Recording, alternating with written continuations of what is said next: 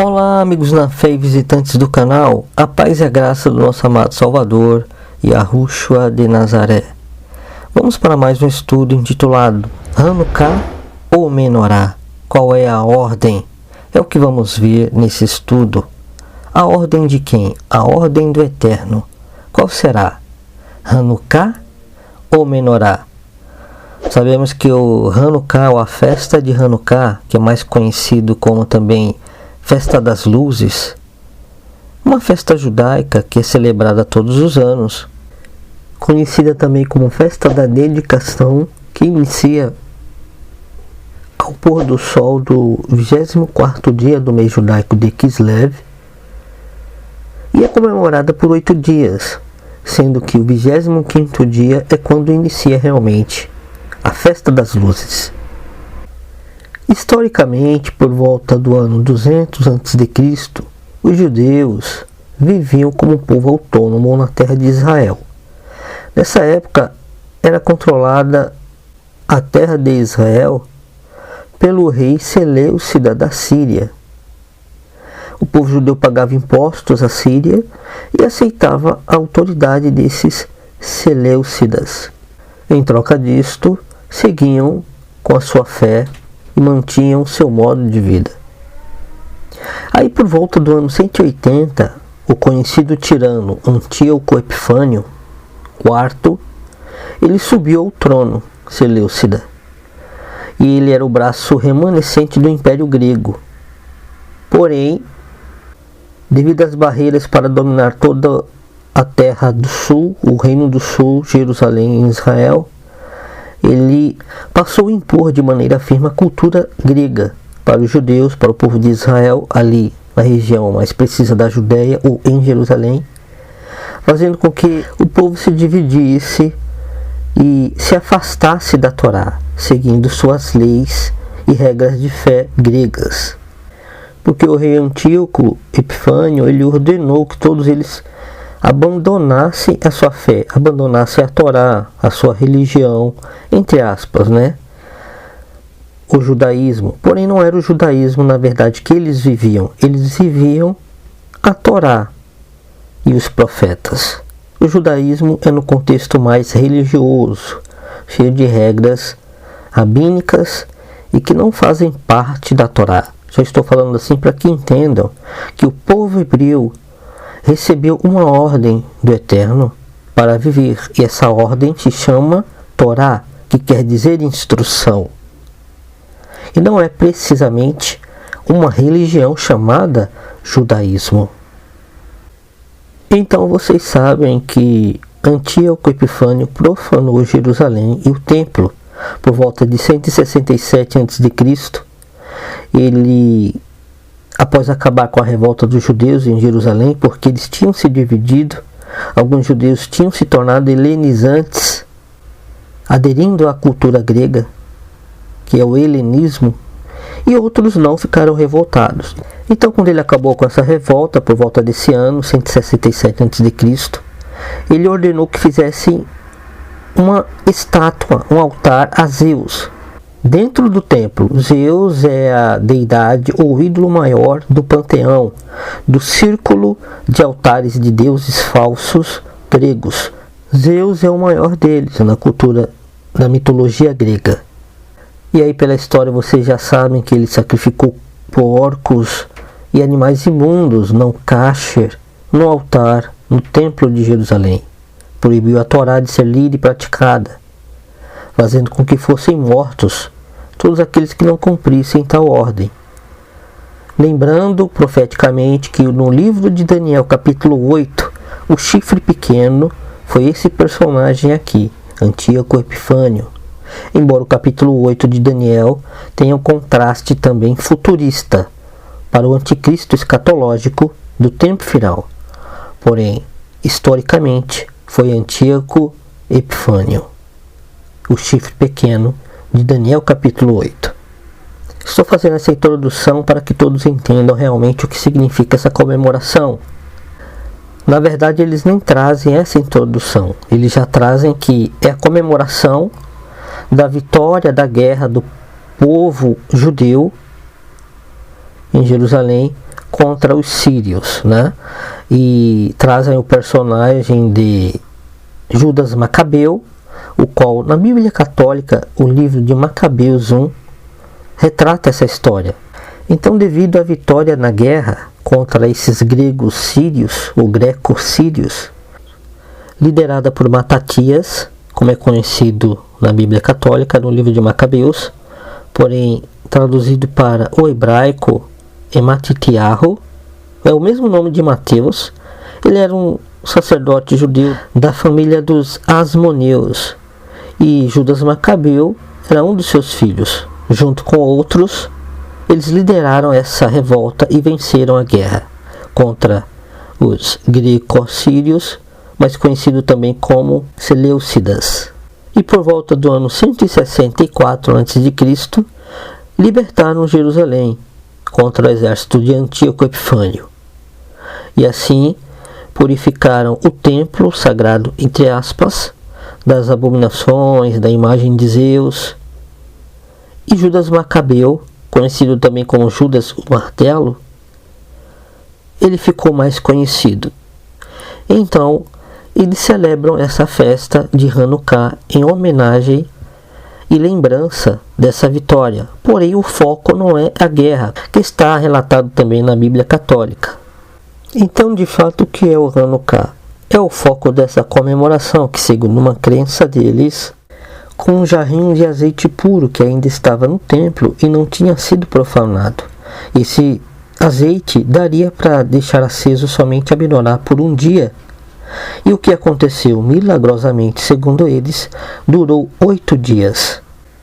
Daí então, eles criaram a Hanukkah, que é essa imagem, tipo uma menorá, porém não é uma menorá, é uma Hanukkah, que eles inventaram, com 8 braços e um servidor, uma lâmpada central, no meio. E colocaram dentro do templo. E comemoram desde então esse suposto milagre, como eles acreditam que realmente ficou 8 dias, pode até ter ficado, porém eles inventaram esse outro utensílio para o templo, que não está na Torá. É um acréscimo realmente farisaico dos rabinos atualmente. Então entendam que a Hanukkah não é uma outra menorá. A Hanukkah é o nome para esse utensílio de 8 braços ou 9 braços, onde eles comemoram por 8 dias o acendimento dessas lâmpadas. Para cada dia acendem uma, mantendo o servidor também aceso, que é com ele que acendem as outras lâmpadas. Esse servidor eles chamam de Shamash, segundo a tradição farisaica, que hoje é tradição rabínica, porém não é ordem da Torá ou do Eterno. Então, por isso esse tema, Hanukkah ou Menorá, qual é a ordem? A ordem do Eterno na Torá, na sua instrução para o seu povo. A ordem é para que façam a Menorá e não uma Hanukkah. E essa ordem está descrita no livro de Êxodo, ou Shemot, no hebraico, no capítulo 25, versículos 31 a 40, onde está escrito: farás um candelabro de ouro puro. O candelabro, seu pedestal e sua haste serão em relevo, seus cálices, as flores que ornamentam o candelabro, com seus botões e suas pétalas, formarão uma só peça com ele. 6 braços sairão dos seus lados, 3 braços do candelabro de um lado e 3 braços do candelabro do outro. Num braço haverá 3 cálices com formato de flor de amêndoa, com botão e flor, e 3 cálices com formato de flor de amêndoa no outro braço, com botão de flor. Assim serão os 6 braços saindo do candelabro. A haste do candelabro mesmo deverá ter 4 cálices com formato de flor de amêndoa, com botão e flor. um botão sob os 2 primeiros braços que saem do candelabro, um botão sob os 2 braços seguintes e um botão sob os últimos 2 braços. Assim se fará com esses 6 braços que saem do candelabro. Os botões e os braços formarão uma só peça com o candelabro, e tudo se fará com um bloco de ouro batido. Igualmente lhe fará 7 lâmpadas, as quais se acenderão para iluminar defronte dele. Suas tesouras de cortar os pavios das lâmpadas e seus apagadores deverão ser de ouro puro. Com 35 quilos de ouro puro se fará o candelabro e todos os utensílios sagrados. Vê, pois, que tudo faças em conformidade com o modelo que te foi revelado no monte. Aqui, no versículo 40, o Eterno está falando com Moisés, ou Moshe, do hebraico, e ordenando que ele faça tudo conforme o modelo de uma visão que o Eterno mostrou a ele no monte. E essa é a ordem para que se faça esse candelabro, no hebraico menorá, com 7 braços, 3 de cada lado, tendo um central. Essa é a ordem. A menorá, e não é a Hanukkah. Esse foi o utensílio que o Eterno ordenou que fizessem, para ser colocado no santo lugar, lugar entre o pátio exterior, mais conhecido como átrios, e o lugar santíssimo, o santo dos santos. Então o santo lugar, onde fica a menorá, a verdadeira menorá, ou que deveria ficar, é o lugar entre os átrios e o santo dos santos. Lembrando que a menorá ela tem um significado espiritual, de um templo espiritual, que também é refletido como sombra no templo físico. Porque as sombras das coisas da lei, ou das coisas passadas, são sombras de realidades futuras, como ensinou o apóstolo Paulo, ou Saulo, como é mais conhecido também no português. Essa menorá, ela representa a sarça ardente, com qual o Eterno se manifestou para falar com o profeta Moshe. É o símbolo da presença do Eterno. Quando o Eterno falou com Moisés e pediu para ele tirar as sandálias, pois o lugar onde ele estava pisando era santo. E por isso está junto com o altar de incenso e a mesa com os pães da proposição, dentro do lugar santo. Então quero dizer que a menorá, ela está descrita na Bíblia desde o tempo do tabernáculo de Moisés, que Moisés construiu segundo uma visão do Eterno e ordem do Eterno, até a construção do primeiro e segundo templo de Jerusalém, e também existe no Novo Testamento a menorá, ou esse candelabro de 7 braços, e não a Hanukkah. Está escrito no livro de Apocalipse, capítulo 1, versículo 12, o seguinte: o apóstolo João dizendo: voltei-me para observar quem falava comigo, e voltando-me, vi 7 candelabros de ouro, representando também as 7 igrejas que existiam na época. E também é citado no Apocalipse capítulo 11, se referindo às 2 testemunhas, ou às 2 oliveiras.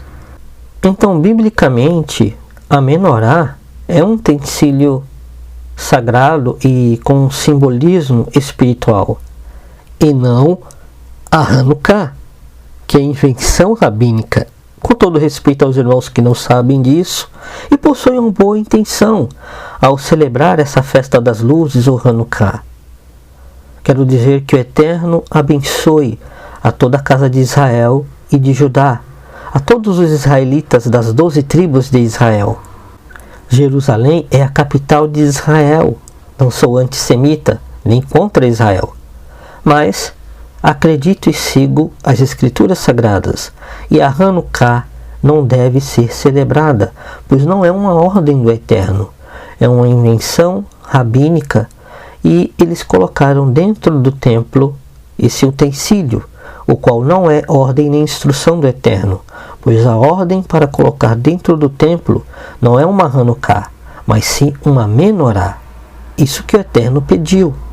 E sabemos que na invasão no ano 70 pelo general Tito, contra Jerusalém, onde ele destruiu Jerusalém com o exército que tinha, destruiu o templo e também saqueou a menorá que existia lá no lugar santo.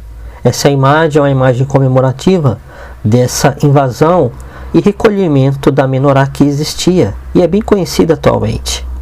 Devido ao general Tito ser romano e prestar serviços a Roma, seria possivelmente também que eles possuíssem essa menorá até os dias de hoje, guardada no Vaticano como relíquia dessa posse e tomada de Jerusalém. É possível, não quer dizer que realmente eles possuam.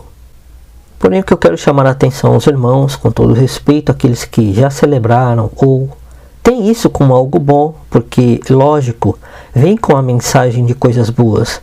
Não me refiro à guerra que realmente ocorreu e é histórica, pode ser lembrada, essa vitória contra os seleucidas.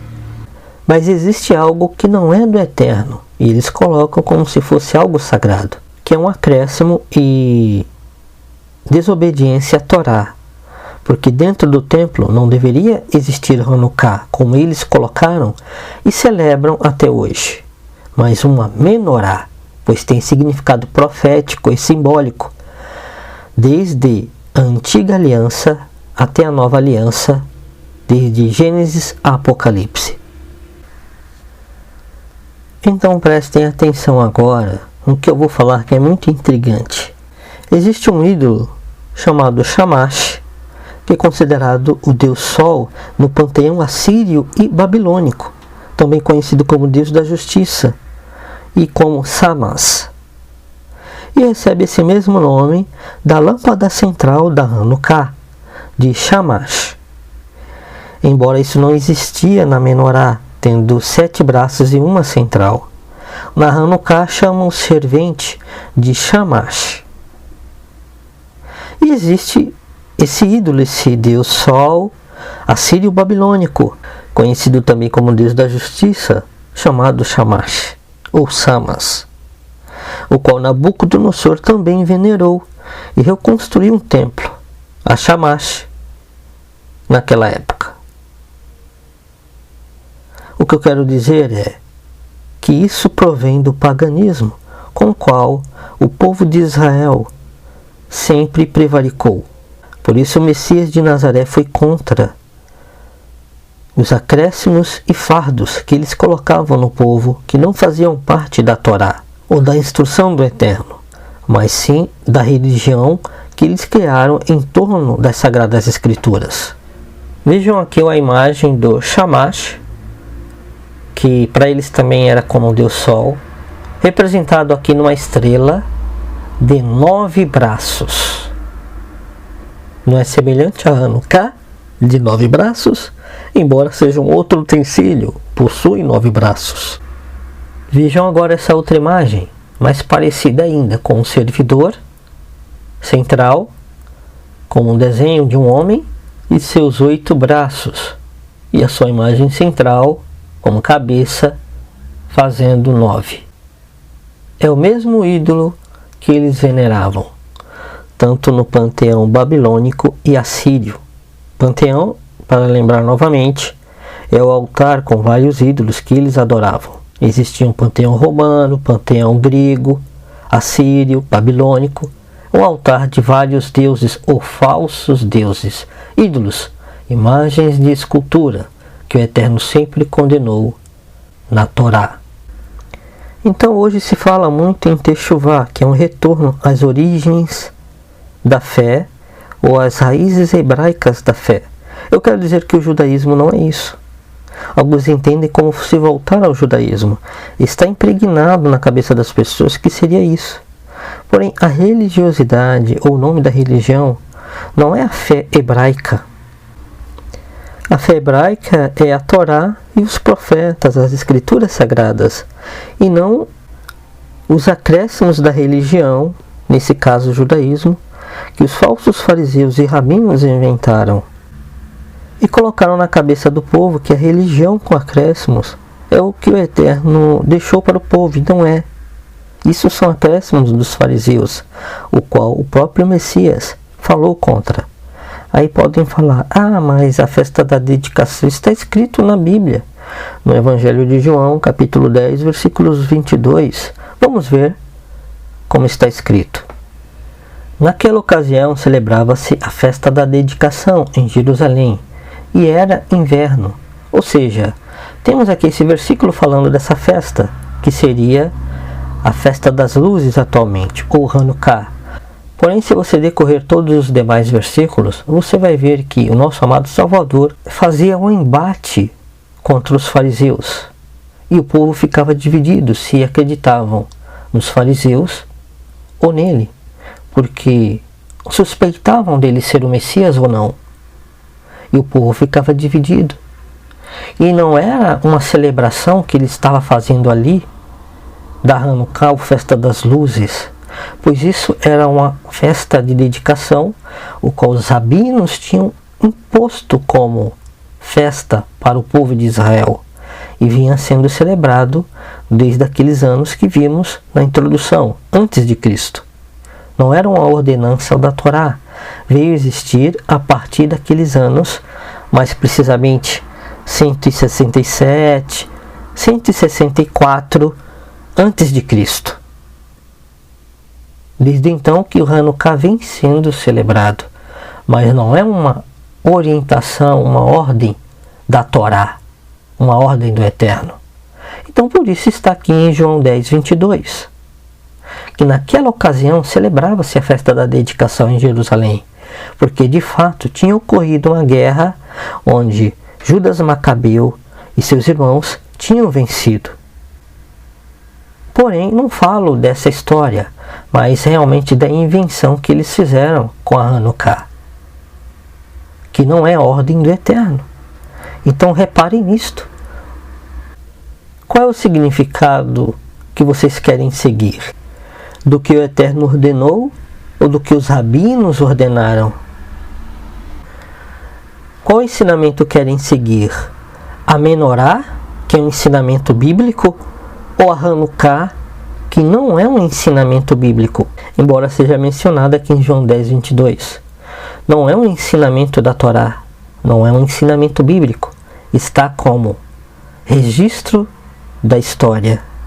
Não é uma ordem do Eterno, nem dos patriarcas, nem da lei levítica, nem apostólica.